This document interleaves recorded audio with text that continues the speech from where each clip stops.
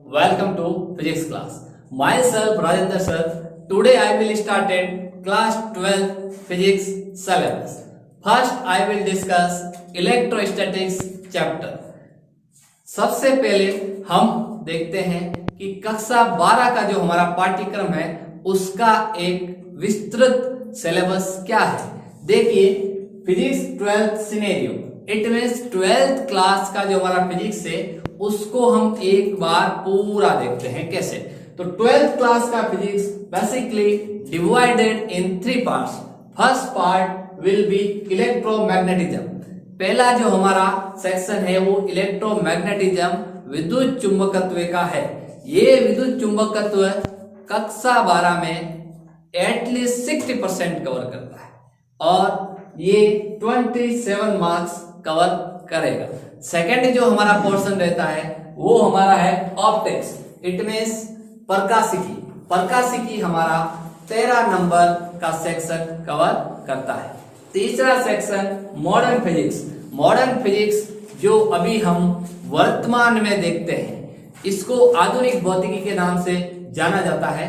ये हमारा 16 नंबर का अंक भार रखता है। देखते हैं सबसे पहले इलेक्ट्रोमैग्नेटिज्म, विद्युत चुंबकत्व में कौन कौन से ऐसे चैप्टर है जो हमें डिस्कस करने हैं। तो सबसे पहला इलेक्ट्रोस्टैटिक्स, स्थिर वैद्युतिकी, जो हमारा 7 नंबर का चैप्टर है और ये सबसे पहले डिस्कस किया जाएगा।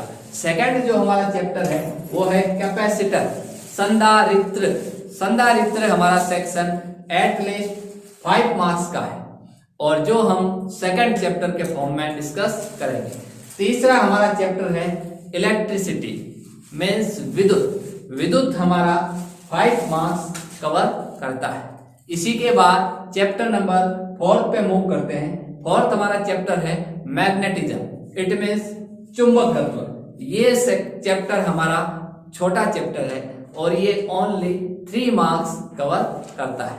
इसके बाद चैप्टर नंबर हमारा 5, 5वां अध्याय हमारा विद्युत चुंबकीय प्रेरण और प्रत्यावर्ती धारा, इन दोनों को मिलाने से बनता है और ये 7 नंबर का अंक भार रखता है।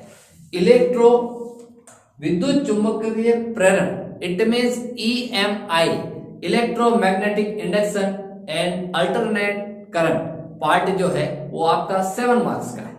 आगे मूव करते हैं ऑप्टिक्स की तरफ। ऑप्टिक्स हमारा 13 मार्क्स का ओवरऑल है। इसमें आप देखें रे ऑप्टिक्स, किरण प्रकाशिकी। किरण प्रकाशिकी चैप्टर पहले डिस्कस किया जाएगा और ये 9 अंक भार रखता है। ये बड़ा चैप्टर है क्योंकि ये एटलीस्ट 9 मार्क्स का चैप्टर है। इसको हम 12th फिजिक्स का सबसे बड़ा चैप्टर बोल सकते हैं। अगला जो हमारा चैप्टर है ऑप्टिक्स का वो है तरंग प्रकाशिकी, it means wave optics. Wave optics हमारा 4 मार्क्स कवर करता है और इन दोनों को मिलाने के बाद ray optics and wave optics total मिला के 13 मार्क्स कवर करता है और पूरी की पूरी ऑप्टिक्स 12th क्लास में डिस्कस की जाती है। अगला जो हमारा है मॉडर्न फिजिक्स, जिसके अंतर्गत जो हम चैप्टर डिस्कस करने वाले हैं कक्षा 12 में, उसमें सबसे प्रथम जो हमारा है वो है nuclear physics. Nuclear physics means नाभिकीय भौतिकी। नाभिकीय भौतिकी हमारा जो अध्याय है ये आपका 6 मार्क्स कवर करता है। इसके नेक्स्ट वाला जो चैप्टर रहने वाला है वो हमारा है इलेक्ट्रॉनिक्स मीन्स इलेक्ट्रॉनिकी अर्धचालक डायोड के बारे में अध्ययन। ये हमारा चैप्टर 6 मार्क्स कवर करता है। अगला जो चैप्टर रहने वाला है वो टेलीकम्युनिकेशन एंड इलेक्ट्रोमैग्नेटिक वेव, विद्युत चुंबकीय तरंगे और संचार प्रणाली, इन दोनों को आपस में मिलाने से एक चैप्टर कवर होता है जो हमारा 4 नंबर का अंक भार कवर करता है। तो देखिए nuclear physics, electronics and telecommunication and विद्युत चुंबकीय तरंगे, इन 3 चैप्टर को मिलाने से टोटल 16 मार्क्स कवर होता है। इसी प्रकार से ऑप्टिक्स 2 चैप्टर से आपका होता है 13। इसी प्रकार से इन 5 चैप्टर से आपका कंप्लीट होता है इलेक्ट्रोमैग्नेटिज्म 27 मार्क्स। तो अल्टीमेट 12th क्लास का जो फिजिक्स का पेपर, थ्योरेटिकल पेपर जो होता है वो बेसिकली 56 मार्क्स कवर करता है। तो देखिए बोर्ड का जो पैटर्न होता है हमारा, वो पैटर्न रहता है 100 मार्क्स का। इट मीन्स ओवरऑल जो हमारा पेपर होता है वो होता है 100 मार्क्स। थ्योरी सेक्शन जो है वो आपका है 56 और प्रैक्टिकल जो सेक्शन है वो हम कवर करते हैं 30 मार्क्स में। और इंटरनल मार्क्स जो हमारे स्कूल की तरफ से यहाँ से भेजे जाते हैं स्टूडेंट्स के, वो होते हैं 14 मार्क्स। तो देखिए थ्योरी एंड इंटरनल इन दोनों को ऐड करने से आपका 70 मार्क्स कवर होता है। और उसमें अगर हमने प्रैक्टिकल का 30 मार्क्स ऐड कर दिया तो ओवरऑल जो मार्किंग का फिजिक्स का सिनेरियो है वो हमारा 100 मार्क्स का होता है। और इसी 100 मार्क्स को पूरे केमिस्ट्री, फिजिक्स एंड बायोलॉजी या मैथमेटिक्स एंड हिंदी इंग्लिश उनके पर्सपेक्टिव में फिजिक्स हमारा 100 मार्क्स का वेटेज रखता है। अब हम डिस्कस करने वाले हैं वेरी फर्स्ट चैप्टर इलेक्ट्रोस्टैटिक्स। तो first of all I will stated today lecture electrostatic। It means स्थिर वैद्युतिकी। तो स्थिर वैद्युतिकी क्या है, ये किस में स्टडी किया जाता है, इसको हम विस्तृत रूप से चर्चा करेंगे। Move to electrostatics.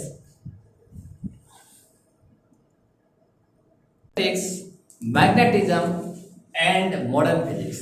सबसे पहले देखते हैं इलेक्ट्रोस्टैटिक्स के अंतर्गत हम क्या पढ़ने जा रहे हैं। देखिए इन तीनों चैप्टर को स्टार्ट करने से पहले 12th क्लास की फिजिक्स में एक बहुत ही बेसिक टर्म होती है जिसको हम बोलते हैं आवेश। तो आवेश जो होता है वो आप देखिए इलेक्ट्रोस्टैटिक्स, विद्युत चुंबकत्व एंड आधुनिक भौतिकी इन तीनों को अलग प्रकार से कैसे विभाजित करता है। तो देखिए आवेश जो होता है स्थिर वैद्युतिकी में ओनली स्थिर आवेशों के बारे में अध्ययन किया जाता है। स्थिर आवेश का अध्ययन, स्थिर आवेश का अध्ययन। अगर आपका चार्ज जो है वो बिल्कुल रेस्ट में है, अगर चार्ज बिल्कुल रेस्ट में है तो ऐसी कंडीशन में स्थिर वैद्युतिकी डिस्कस किया जाता है। अगर चार्ज आपका गतिशील अवस्था में है और वो भी कैसे, नियत वेग से, तो यहां हम लिखते हैं अगर आपका आवेश नियत वेग से, आवेश नियत वेग से गतिशील है, इट मीन समय के साथ उसका वेग परिवर्तित नहीं होता है। तो आवेश अगर नियत वेग से, नियत चाल से गतिशील है तो हम चुंबकत्व का अध्ययन करते हैं। नेक्स्ट जो है मॉडर्न फिजिक्स, इसमें चार्ज रेस्ट में नहीं होता है, गतिशील होता है बट बहुत तेज स्पीड से होता है। अगर चार्ज बहुत ही तेज स्पीड से ट्रेवल करे तो वो हम आधुनिक भौतिकी में डिस्कस करेंगे। तो यह हम लिखते हैं आवेश अत्यंत तीव्र गतिशील, बहुत ही तेज गति से अगर गतिशील है तो उसको हम मॉडर्न फिजिक्स में डिस्कस करने जा रहे हैं। फर्स्ट टर्म तीनों में ध्यान रखें, यहां आवेश आपका स्थिर रहता है। क्या रहता है? स्थिर, कांस्टेंट। और यहां पर चार्ज जो होता है उसकी स्पीड बिल्कुल नियत, एकदम नियत, कोई वेग में परिवर्तन नहीं होगा, एक वेग से चलेगा पर वेग होगा। यहां पर आपका आवेश जो है वो बहुत तेज स्पीड से ट्रेवल करेगा। अब देखते हैं थोड़ा नेक्स्ट टर्म, स्थिर आवेश है तो इट मींस उसका वेलोसिटी क्या हो जाएगा? जीरो, वेग जीरो हो जाएगा एक जगह। यहां पर नियत वेग से गतिमान, इट मींस v जो है वो हमारा कांस्टेंट है, v का मतलब है वेग से। और यहां पर जो चार्ज है वो बहुत तेज ट्रेवल कर रहा है, इट मींस उसका वेग जो है वो बहुत फास्ट है। v क्या है? फास्ट है, उसमें परिवर्तन होता है। यहां देखिए अगर किसी वस्तु का वेग शून्य होता है, इट मींस उसमें कोई भी परिवर्तन नहीं होता वेग में, तो वहां पर उस वस्तु का त्वरण जो होता है, एक्सीलरेशन, ये त्वरण भी उसका क्या होता है? शून्य। तो यहाँ त्वरण जीरो है वस्तु का, क्योंकि वेग में परिवर्तन जीरो। यहां देखते हैं, यहाँ v कांस्टेंट है, इस मींस नियत, समय के साथ वेग में कोई परिवर्तन नहीं होता है। और वेग में परिवर्तन नहीं हो रहा है, इट मींस त्वरण आपका शून्य होता है। ध्यान रखिए, वेग में परिवर्तन समय के साथ होता है तो उसको त्वरण कहते हैं। और अगर वेग में परिवर्तन ही नहीं है तो त्वरण आपका ऑलरेडी 0 हो जाएगा। और यहाँ देखिए, यहाँ पर v बहुत तेज है। तेज कैसे? पहले स्लो था, उसके बाद तेज हुआ। इट मीन्स आपका वेग में परिवर्तन हुआ। और वेग में जब परिवर्तन होता है डेल्टा v, उसको हम क्या करते हैं? कंसीडर करते हैं। इट मीन्स डेल्टा t वेग में परिवर्तन को माना जाता है। और जब वेग में परिवर्तन माना जाता है तो उस समय त्वरण भी हमारा कंसीडर होता है। ध्यान रखें, वस्तु जो होगी वो एक त्वरण से गतिशील होगी। अब हम देखते हैं अगला। एक्चुअली में स्थिर आवेश में ऐसा कौन सा एग्जाम्पल है जिसको हम डिस्कस करेंगे ताकि आपको समझ में आए। तो देखिए, एक एग्जाम्पल लिखता हूं सबका एक एक। इसमें हम पढ़ेंगे संधारित्र। क्या पढ़ेंगे? संधारित्र। बहुत सारे एग्जाम्पल है बट एक एग्जाम्पल से आपको बताते हैं। स्थिर वैद्युतिकी में संधारित्र डिस्कस करेंगे। यहां पर चुंबकत्व में हम एग्जाम्पल लेते हैं जनरेटर मीन्स जनित्र। जनरेटर जो होता है उसका अध्ययन चुंबकत्व में करेंगे। तो वहां पर जो फंडामेंटल काम में होता है, वहां पर चार्ज कांस्टेंट स्पीड से ट्रेवल करता है, वो हमारा एग्जाम्पल हो गया जनरेटर। इसी के साथ जो हमारा एग्जाम्पल है इस मॉडर्न फिजिक्स में, वो मॉडर्न फिजिक्स में जो हमारा एग्जाम्पल रहेगा वो हमारा है जहां बहुत तेज गति से आवेश ट्रेवल करता है। और तेज गति से आवेश ट्रेवल करता है एक्स रेज में। तो यहाँ पर है एक्स रेज। तो एक्स रेज के अंदर हमारा जो चार्ज है वो बहुत फास्ट स्पीड से ट्रेवल करेगा। इसी के साथ आप देखिए स्थिर वैद्युतिकी, चुंबकत्व और आधुनिक भौतिकी, इन तीन चीजों में किसी भी प्रकार का आपको कंफ्यूजन नहीं होना चाहिए। आवेश के आधार पर इन तीनों को हम कैसे विभाजित करते हैं उसको आपने समझा। अब देखते हैं आगे, जिसके बारे में हम देखते हैं what is the definition of electrostatics. तो इलेक्ट्रोस्टैटिक्स की परिभाषा से इसकी शुरुआत करते हैं कि इलेक्ट्रोस्टैटिक्स बेसिकली होता क्या है। अभी हमने डिस्कस किया कि यदि स्थिर आवेश होता है तो उसको हम स्थिर वैद्युतिकी के अंतर्गत अध्ययन करते हैं। तो देखते हैं इसकी परिभाषा। देखिए, भौतिक विज्ञान की ऐसी शाखा जिसके अंतर्गत स्थिर आवेश और अत्यंत मंद गतिमान आवेशों का अध्ययन करना स्थिर वैद्युतिकी कहलाता है। शॉर्ट टर्म में देखिए, मेन टर्म देखें आप, स्थिर आवेश और अत्यंत मंद गतिमान आवेश का अध्ययन करना। आप बोलोगे कि सर ये अत्यंत मंद गतिशील आवेश इट मींस क्या? यहां तो ओनली स्थिर आवेश का अध्ययन होता है। बिल्कुल, यहां देखिए, अत्यंत मंद गतिमान का मीनिंग ये हुआ कि इस आवेश का जो वेग है, आवेश का जो वेलोसिटी है वो बिल्कुल नगण्य। क्या है? नगण्य। जब किसी भी आवेश का वेग नगण्य होता है तो उसको हम स्थिर मान सकते हैं। तो देखिए, अगर हमें ऐसे महसूस हुआ कि वो बहुत ही स्लो स्पीड से ट्रेवल करता है और जस्ट लाइक ए रस्ट की पोजीशन में फील होता है, तो वही हमारा इलेक्ट्रोस्टैटिक्स के अंतर्गत डिस्कस होगा। तो ध्यान रखें, परिभाषा है, I can repeat again, electrostatics is the branch of physics which deal with constant charges and slow moving charges। ध्यान रखें, अगर स्थिर आवेश और अत्यंत मंद गतिमान आवेश, इनका अगर भौतिकी के अंतर्गत अध्ययन होता है तो वो हमारा स्थिर वैद्युतिकी कहलाता है। इन दोनों में देखिए, एक बहुत ही इंपॉर्टेंट टर्म है जिसको हम बोलते हैं आवेश। तो सबसे पहले इस चैप्टर को समझने से पहले एक टर्म को समझना बेहद आवश्यक है जिसका नाम है आवेश। It means charge. तो चार्ज हमारा क्या होता है, चार्ज को हम कैसे समझते हैं, डेली लाइफ में हम चार्ज को कहाँ अनुभव करते हैं, इसके बारे में हमें जानना बेहद जरूरी है। तो देखिए, आवेश क्या होता है। आवेश किसी भी वस्तु का एक ऐसा गुण होता है जो उन वस्तुओं में विद्युत बल या फिर चुंबकीय बल अनुभव कराता है।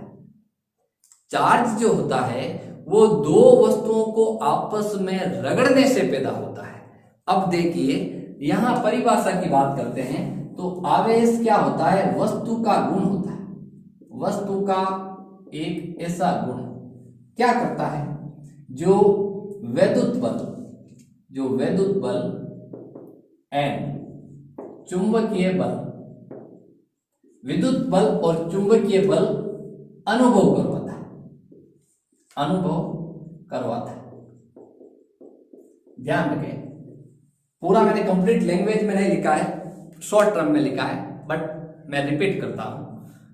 किसी भी वस्तु का ऐसा गुण जो विद्युत बल और चुंबकीय बल का अनुभव कराए, वही हमारा आवेश होता है। अब आवेश को आप देखें, आवेश को हमने दो भाग में डिवीजन किया है। तो आवेश जो होता है वो टू टाइप का होता है। तो आवेश बेसिकली दो प्रकार का होता है।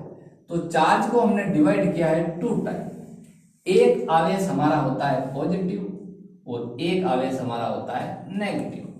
पॉजिटिव को हम बोलेंगे धनात्मक आवेश और नेगेटिव को हम बोलेंगे ऋणात्मक आवेश। अब इस पॉजिटिव आवेश का मीनिंग क्या होगा, इस ऋणात्मक आवेश का मीनिंग क्या होगा? देखिए, पॉजिटिव का मतलब होता है इलेक्ट्रॉन की संख्या, इलेक्ट्रॉन की संख्या में कमी। इलेक्ट्रॉन की संख्या में क्या हो गया, अगर कमी होता है तो किसी भी वस्तु पर धनात्मक आवेश उत्पन्न होता है। और इसी प्रकार अगर किसी वस्तु पर इलेक्ट्रॉन की मात्रा अधिक होती है, यानी इलेक्ट्रॉन की संख्या अधिक होती है, किसके सापेक्ष होती है? प्रोटॉन के सापेक्ष। ध्यान रखें, किसी वस्तु में यदि इलेक्ट्रॉन प्रोटॉन के सापेक्ष कम या ज्यादा होते हैं, उसी के आधार पर हम आवेश को विभाजन करते हैं। यानी धनात्मक का मीनिंग हुआ इलेक्ट्रॉन हमेशा आपका प्रोटॉन के सापेक्ष कम होगा, और ऋणात्मक का मतलब हुआ इलेक्ट्रॉन हमेशा प्रोटॉन के सापेक्ष ज्यादा होगा। ध्यान रखें। अब बात करते हैं आवेश। आवेश को रिप्रेजेंट किया जाता है कैपिटल Q, या फिर इसको रिप्रेजेंट किया जाता है स्मॉल q। यानी आवेश को दर्शाने का एक तरीका, जिसको कैपिटल Q से भी आप शो कर सकते हैं, जिसको आप स्मॉल q से भी दर्शा सकते हैं। पर सबसे बड़ी बात निकल के आती है कि ये आवेश अल्टीमेट उत्पन्न कैसे होते हैं। तो आवेश उत्पन्न का एक बहुत नॉर्मल एग्जांपल बताता हूं, जो हम डेली लाइफ में फील करते हैं। देखिए, जब महिलाएं या पुरुष स्नान करते हैं, उसके बाद हम अपने बाल बनाते हैं, तो ड्रेसिंग के सामने जब हम खड़े होते हैं और बाल को संवारते हैं, तो हमारे हाथ में जो कंघा होता है, उसी कंघे को जब हम सर पे बालों में हम तेल लगाकर उस कंघे को जब चलाते हैं, तो उस कंघे के अंदर चार्ज उत्पन्न होते हैं। कैसे? अपना सर जिसमें बाल है और कंघा है, इन दोनों में आपस में घर्षण होता है, यानी इन दोनों में आपस में रगड़ पैदा होती है, जिसकी वजह से उस कंघे में चार्ज डेवलप हो जाते हैं। और चार्ज डेवलप होने से उसी कंघे को यदि हम कोई कचरे के पास ले जाते हैं, तो उस कचरे में पड़े हुए डस्ट के पार्टिकल या कागज का टुकड़ा वो उस पर आसानी से चिपक जाता है। और ये एग्जाम्पल हमने बहुत बार अनुभव किया है। दूसरा एग्जाम्पल और बता देता हूँ आपको। आप ऊनी कपड़े पहनते हैं, ऊनी कपड़े जब पहनते हैं तो रात में आपने ये अनुभव किया होगा कि कभी कभी हमारे कपड़ों में चिंगारियां निकलती है, यानी चट चट की आवाज आती है। सर्दियों में आपको ज्यादातर मिलेगा, क्योंकि ऊनी कपड़े सर्दियों में ज्यादा पहने जाते हैं। अब देखते हैं हम आवेश उत्पन्न के अलग अलग प्रकार क्या है। ठीक है, तो आवेश उत्पन्न के प्रकार को समझने से पहले थोड़ा हम बताते हैं आपको कि आवेश जो है, इस आवेश को, इसका मात्रक क्या है, इसका एसआई मात्रक क्या है, सीजीएस मात्रक क्या है, इसको थोड़ा हम डिस्कस करते हैं। देखिए, यहां हम बताएंगे आपको इसी चार्ज के आपको मात्रक बता रहे हैं। तो देखो, मात्रक में सबसे पहला एसआई मात्रक जो हमेशा आवेश का होता है, वो होता है कूलॉम। कूलॉम कूलॉम हमेशा आवेश का एसआई मात्रक होगा। इसको इंग्लिश में हम ऐसे रिप्रेजेंट करते हैं COULOMB, कूलॉम। ओके, और रिप्रेजेंट करने का तरीका कूलॉम का रहता है कैपिटल C, यानी कैपिटल C से हम इसको डिनोट करेंगे, मात्रक एसआई। अगला जो मात्रक हमारा है वो हमारा है सीजीएस मात्रक। सीजीएस मात्रक वेरी इंपॉर्टेंट। सीजीएस मात्रक को डिनोट किया जाता है, देखिए, CGS मात्रक। तो CGS जो मात्रक है, उस CGS मात्रक को आप देखें, CGS मात्रक होता है आवेश का state coulomb, state coulomb, state coulomb, state Coulomb जो हमारा है वो हमारा CGS मात्रक है आवेश का। अब थोड़ा टर्म आपको बताते हैं कि आवेश में CGS मात्रक एंड SI मात्रक जो है, इनमें एक कूलॉम मीन्स एक कूलॉम में कितने स्टेट कूलॉम होते हैं? तो 1 coulomb is equal to 3 into 10 to the power 9 state coulomb. State coulomb को ऐसे शो किया जाता है, तो ध्यान रखें एक कूलॉम में 3 इंटू 10 की घात 9 स्टेट कूलॉम होते हैं। एक डेटा और है जिसको हम बोलते हैं farad, means 1 farad equal to 96,500 coulomb. ध्यान रखें 96,500 कूलॉम एक फैरेड में पाए जाते हैं। ये एक नॉर्मल डेटा है जिसको हम कभी भी कैलकुलेशन हमारे सामने आएगी तो उस समय हम अप्लाई करेंगे। बट आपको थोड़ा ध्यान होना चाहिए कि आवेश का मात्रक क्या होता है, CGS मात्रक क्या है और SI मात्रक क्या है। ज्यादातर टर्म हम कूलॉम यूज करेंगे जिसको हम कैपिटल C से रिप्रेजेंट करेंगे। अब हम आपको बताने जा रहे हैं कि मूल आवेश जो होता है वो हमारा क्या होता है। उत्पत्ति के अनुसार कितने प्रकार के होते हैं? अब देखिए आवेश का हम उत्पन्न देखते हैं। बेसिकली जैसे आवेश को हम कैसे उत्पन्न कर सकते हैं, तो सबसे पहला कारण आवेश उत्पन्न करने का वो है घर्षण, दूसरा है चालन और तीसरा जो है वो है प्रेरण। तो देखिए first friction, second conduction and third हमारा रहता है इंडक्शन। सबसे पहला मेथड पर हम फोकस करने जा रहे हैं। फर्स्ट मेथड को आप देखिए घर्षण द्वारा, तो इस बार हम डिस्कस कर रहे हैं घर्षण। तो देखो घर्षण से आवेश कैसे उत्पन्न होते हैं? जब दो वस्तुओं को आपस में ऐसे रब किया जाता है, यानी एक दूसरे पर रगड़ा जाता है, तो उससे उन दोनों वस्तुओं पर अलग अलग या समान विपरीत कैसे भी चार्ज उत्पन्न होते हैं। अब हम देखते हैं जब दो वस्तुओं को आपस में रगड़ते हैं तो चार्ज कैसे उत्पन्न होते हैं। तो देखो कुछ एग्जाम्पल है जो ये क्लियर करता है कि घर्षण द्वारा आवेश कैसे उत्पन्न होता है। तो सबसे पहला आप देखें, इधर हमने एक स्तंभ बनाया है, इधर हमने स्तंभ बनाया है दूसरा। तो देखिए ये जो हमारा है इसको हम डिनोट करेंगे स्तंभ ए से, यानी ये हमारा कॉलम ए है, ठीक है, ये कॉलम ए, इसको स्तंभ बोलेंगे, ये स्तंभ ए। और इधर जो हमारा है ये हमारा स्तंभ नंबर हो गया बी। ओके, इसमें जो भी डेटा है वो फर्स्ट स्तंभ और इसमें जो सेकंड है वो हमारा हो गया। तो ए और बी ये दो हमारे स्तंभ है। सबसे पहले देखें, यदि लोह है और कांच की छड़, लोह और कांच की छड़ को यदि रेशम के कपड़े के साथ घर्षण किया जाता है तो हमेशा लोहे की छड़ पर या कांच की छड़ पर धनात्मक आवेश पैदा होगा और उसी प्रकार रेशम की छड़ पर ऋणात्मक आवेश। तो ध्यान रखें फर्स्ट एग्जांपल लोहे या कांच, उसको रेशम के साथ घर्षण कराने से पॉजिटिव किस पे होता है और नेगेटिव किस पे होता है। सेकंड आप देखें, बिल्ली की खाल को प्लास्टिक या एबोनाइट। अब बात है एबोनाइट क्या है। एबोनाइट एक आपका विद्युत रोधी पदार्थ है, मीन्स उष्मारोधी।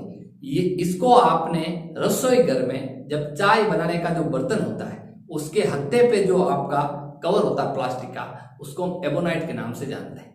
तो देखिए यदि बिल्ली की खाल को प्लास्टिक या एबोनाइट के बीच में ऐसे रबिंग की जाती है तो उससे बिल्ली की खाल पर धनात्मक और प्लास्टिक और एबोनाइट पर ऋणात्मक आवेश उत्पन्न होता है। इसी प्रकार तीसरा एग्जाम्पल ऊनी कपड़ा। यदि ऊनी कपड़े को एबोनाइट के साथ या प्लास्टिक के साथ या अंबर के साथ या रबर के जूते के साथ घर्षण कराया जाता है तो ध्यान रखें ऊनी कपड़े पर धनात्मक आवेश और बाकी जो भी हमारा है उस पर हमारा आएगा नेगेटिव चार्ज। तो ध्यान रखें, ये बिल्कुल दिमाग में क्लियर कर लो, धनात्मक आवेश किन वस्तुओं पर है और ऋणात्मक किन पर। ये हमारा आवेश का पहला मेथड था घर्षण आवेश उत्पत्ति का। अब हम देखने जा रहे हैं दूसरा चालन मेथड। तो अब आप देखिए चालन क्या होता है। हम देखते हैं कि आवेश उत्पन्न किस प्रकार होते हैं। तो देखिए चालन में आप देखेंगे कि यहाँ पर हमने कुछ अलग अलग केस ड्रॉ किए हैं। तो इसमें जो हमारा केस फर्स्ट है वो हमारा क्या कहता है, जब ये तीनों केस हम डिस्कस कर लेंगे तो उसके बाद हम चालन द्वारा कैसे आवेशन होता है उसका डेफिनेशन निकालेंगे। ओके, देखिए केस फर्स्ट केस हमारा ये है। यहाँ पर एक वस्तु है ए और यहाँ वस्तु है बी। आप देखिए ए में कोई भी चार्ज नहीं है। इट मीन्स ये जो वस्तु है ये आपकी है अनावेशित, जिसमें कोई भी चार्ज नहीं। इट मीन्स ये एक न्यूट्रल बॉडी। तो ए बॉडी हमारा हुआ न्यूट्रल एंड बी बॉडी जो है, इस बी बॉडी में चार्ज है। तो ये चार्ज भी कैसा, पॉजिटिव। तो इसको हम लिखेंगे धन आवेशित। तो धनावेशित ये क्या है हमारा चार्ज बॉडी, धनावेशित वस्तु। ओके, और ये है अनावेशित वस्तु। तो फर्स्ट ऑब्जेक्ट आपका नॉन चार्ज है और बी बॉडी जो है वो हमारी चार्ज है। ये पॉजिटिव चार्ज है और ये आपका बिल्कुल न्यूट्रल है। अब आप देखिए केस फर्स्ट इंडिकेशन ये करता है कि जब एक आपका न्यूट्रल बॉडी होता है उसके पास कोई भी चार्ज बॉडी पास में लाते। ओके, अभी हमने बिल्कुल उनको संपर्क में नहीं लाए हैं, एक दूसरे को बिल्कुल कनेक्ट नहीं किया, थोड़ा सा डिस्टेंस पे रखा है। तो केस फर्स्ट देखें, इन दोनों के बीच में ये दूरी है, इनको पास में रखा हुआ है। इन्हीं वस्तु को जब केस सेकंड में हम क्या करते हैं, इसे टच में लाते हैं। जब सेकंड केस में इनको हम कांटेक्ट में लाएंगे, संपर्क में लाएंगे, तो उससे आप देखिए इन दोनों में जो न्यूट्रल बॉडी था उसमें भी चार्ज आ गया। देखिए इसमें चार्ज देखिए 1 2 3 4 5 6 है।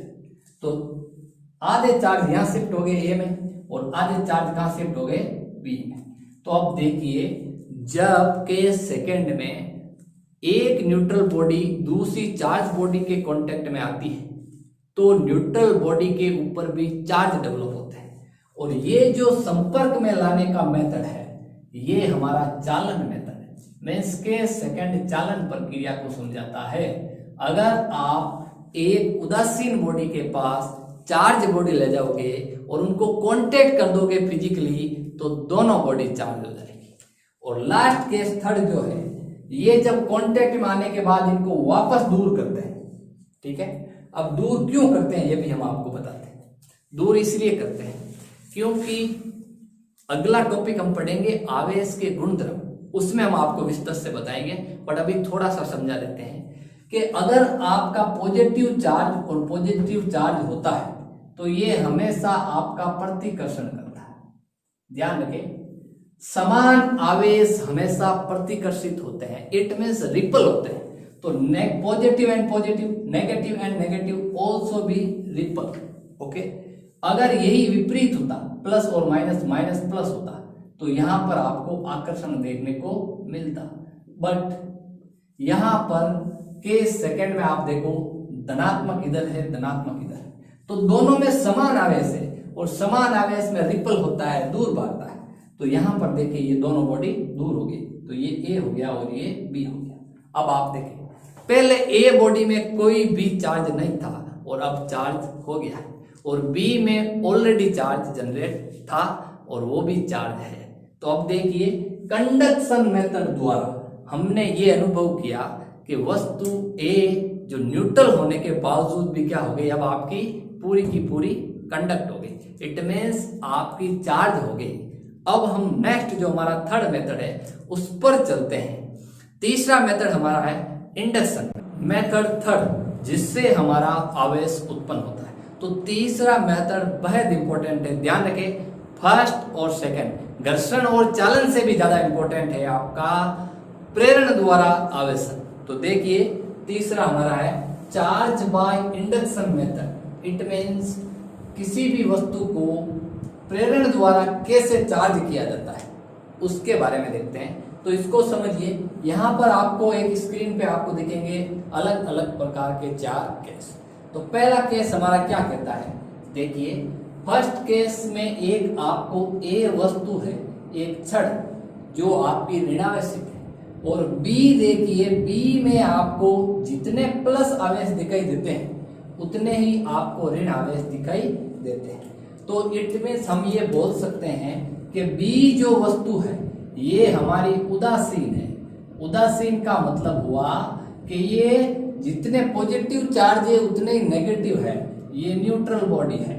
तो ध्यान रखिए, अगर केस फर्स्ट की मैं बात करूं तो केस फर्स्ट ये बोलता है कि यदि एक उदासीन वस्तु के पास एक ऋण आवेशित छड़ को ले जाया जाता है, पर ध्यान रखें उससे वो थोड़ी दूर है, यानी ऋण आवेशित छड़ को उदासीन वस्तु के थोड़ा सा दूर रखने पर, संपर्क में नहीं लाना है, थोड़ा दूर रखना है। तो केस फर्स्ट ये कहता है कि ये ऋण आवेशित छड़ इस न्यूट्रल बॉडी के जस्ट पास में लाए और थोड़ा सा दूर उसको रखा। इसको रखने से क्या होता है कि इस न्यूट्रल बॉडी में प्लस और ऋणात्मक आवेश जो होते हैं उनमें छड़ की तरफ हमेशा जो छड़ में आवेश है उसके विपरीत आवेश बॉडी बी में उत्पन्न होते हैं। देखिए केस सेकंड ये बोलता है कि ए छड़ है जिसमें हमारा ऋणात्मक आवेश है, बी छड़ के अंदर ये न्यूट्रल बॉडी थी, तो प्लस आवेश जो था वो इस माइनस आवेश की तरफ, प्लस और माइनस दो विपरीत आवेश है, और विपरीत आवेश में हमेशा एट्रैक्शन होता है। क्या होता है? एट्रैक्शन, आकर्षण। तो ये एट्रैक्ट हो गया, तो पॉजिटिव आवेश ऋणात्मक की ओर एट्रैक्ट हुए। इट मीन्स इस बी बॉडी में ये पॉजिटिव इस सिरे पर आ गया और ऋणात्मक इस सिरे पर आ गया, यानी समान आवेश प्रतिकर्षित और विपरीत आवेश आकर्षित होते हैं। तो उसी पे ये हमारा केस सेकंड है। अब चलते हैं केस थर्ड। केस थर्ड को देखिए, जो हमारी ए बॉडी थी ऋण आवेशित, उसको बी बॉडी से थोड़ा दूर रखा, तो इस बी बॉडी में ये धन आवेश इस सिरे पर थे। ऋण आवेश का हमने क्या किया? ऋण आवेश को हमने गायब किया। गायब करने का एक तरीका होता है, यानी उसको हमने जमीन में एक सिरा अर्थिंग से कनेक्ट किया। तो ये देखिए, इसको हमने अर्थिंग से कनेक्ट किया है, तो ये हमारा है भू संपर्क। मीन्स ये जो इधर वाला सिरा जिस पर ऋणात्मक आवेश थे वो धीरे से यहाँ चले गए इस पर, इट मीन्स धीरे धीरे पृथ्वी के अंदर समा गए, और बॉडी बी के अंदर जो भी ऋण आवेश था वो पूरा का पूरा जमीन में चला गया अर्थिंग के साथ। अब बॉडी बी में मात्र आपका धन आवेश बचा है, और इसी धन आवेश को आप केस 4 में आसानी से देखें। ये रही ऋण आवेश और यह रहा इस पर धन आवेश। अब धन आवेश इस बॉडी के संपूर्ण भाग पर फैल जाता है। तो देखिए, प्रेरण द्वारा आवेशन वो होता है जिसमें एक बॉडी जो चार्ज होती है और दूसरी बॉडी न्यूट्रल होती है, उन दोनों को बिना किसी फिजिकल कांटेक्ट के अगर संपर्क में लाया जाता है तो एक वस्तु जो बी बॉडी है, जो न्यूट्रल बॉडी है, उसको जब अर्थिंग किया जाता है तो एक चार्ज खत्म हो जाता है। और ध्यान रखें, जिस छड़ पर जो चार्ज था उसी का विपरीत चार्ज डेवलप होता है बी बॉडी में। तो ये जो प्रक्रिया है ये कंप्लीट आवेशन कहलाती है प्रेरण द्वारा। हम देखें, अगर हम चाहते तो यहां पर ऋणात्मक की जगह धनात्मक ले सकते थे। अगर यहां धनात्मक लेते तो इस सिरे पर, यहां पर, जैसे इस बी केस में देखें, यहां पर आपका इस प्लस की जगह आपको क्या मिलता? यहां पर आपको मिलता माइनस, क्योंकि यहां प्लस है। तो प्लस और माइनस अट्रैक्ट करता विपरीत आवेश, और यहां पर आपको क्या मिलता? प्लस। इस प्लस को हम क्या करते? केस थर्ड में हम भू संपर्क करते। क्या करते? भू संपर्क। तो यहां पर आपका माइनस रहता, ये आपका प्लस रहता, और प्लस आवेश यहाँ अर्थिंग में चला जाता, और ये प्लस इधर रहता, और इस पर यहाँ प्लस होता तो यहां पर क्या होता? माइनस। अगर चार्ज विपरीत होगा और उसको हमने बिना संपर्क के पास में लाए हैं तो हमेशा ध्यान रखें, जो बॉडी संपर्क में लाई जाती है चार्ज बॉडी, उसी के विपरीत चार्ज डेवलप होता है बॉडी बी पे।